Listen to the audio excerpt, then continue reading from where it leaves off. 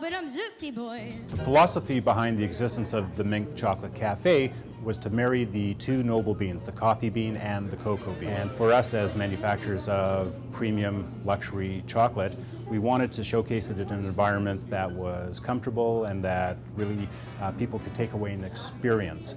And we're very focused in what we do. We don't have a very extensive product line, but it's very important for us on the chocolate side of our business that we use only the freshest ingredients, locally sourced whenever possible, and we put it out in very small quantities so we don't have to add anything to extend shelf life. For me, I've always liked my chocolate portable, and I want to temper my enthusiasm for my chocolate consumption, meaning a little bit now and a little bit later. So the chocolate bar is a perfect vehicle to carry all of those flavors for me.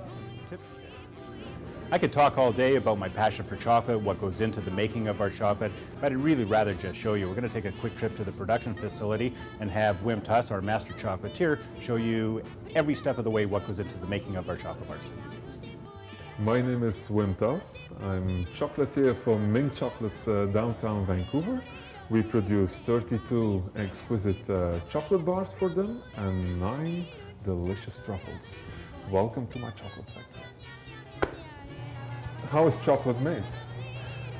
So the cocoa beans are first of all fermented, because if you cut the cocoa pot open, there is a white jelly substance in the cocoa pot, and that needs to go. We need to get rid of that, and that's through the fermentation process. And then after the fermentation, the farmers have to dry the cocoa beans. The best way to dry them is actually sun-dry. So we import all of our chocolates from different suppliers in Europe. We buy it in those big slabs, which we actually melt down overnight in our heating cabinet. So the next day our chocolate is nice liquid and ready to work with. So overnight we melt down our chocolate, and this is what 20 kilo of chocolate looks like. It's ready to go in the chocolate machine. This machine, we will switch it on in a minute. It keeps the chocolate in motion, and it also keeps the chocolate at the right temperature. This is a very delicious 71% dark chocolate. Okay, so now we are ready to fill up our chocolate molds with chocolate. There we go, we're gonna fill up our mold. The next step is we're going to remove the bubbles, the air bubbles that come to the surface. So we put our chocolate molds on a vibrator table.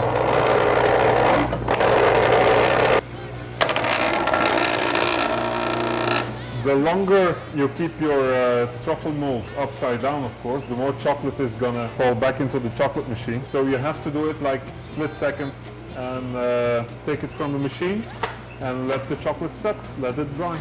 We're gonna make a ganache.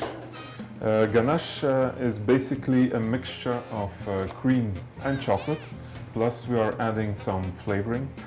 This flavoring can be or alcohol, or it can be, in this case, we are making the lime ganache. So first thing to do is making some nice lime zest, which we're going to use then afterwards to make an infusion. We're going to add some zests of lime to it to flavor our cream.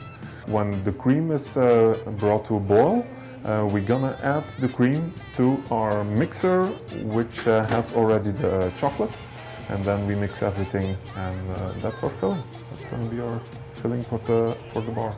So now we're going to transfer our ganache into the piping bag, and then we are ready to fill up the mold. So we are actually every day a little bit challenged with the fact that we have to come up with new flavors, with new flavor combinations, and that makes the whole business interesting, and that is actually what keeps us busy and keeps us passionate about chocolate making. So our trays filled with the ganache have been in the cooler for 45 minutes and are now ready to be closed. We're going to pour some chocolates on top of the tray and actually close that way our truffle. Again, we leave it on the vibrating table just to remove air bubbles. And we are scraping the sides just to make sure we don't make a big mess here.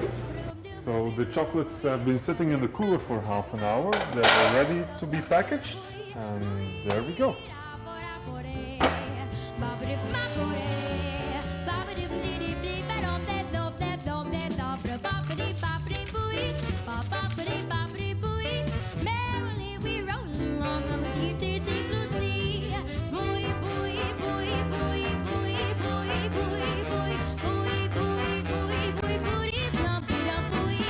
We're very fortunate in this location to be able to welcome people from all over the world, cruise ship passengers, conventioneers, hotel guests, in addition to all the people who live and work in the neighborhood, whether you're dashing in for a quick coffee or whether you're having a romantic fondue for two on a rainy Sunday afternoon. We'd like to welcome you down and enjoy our Mink hospitality.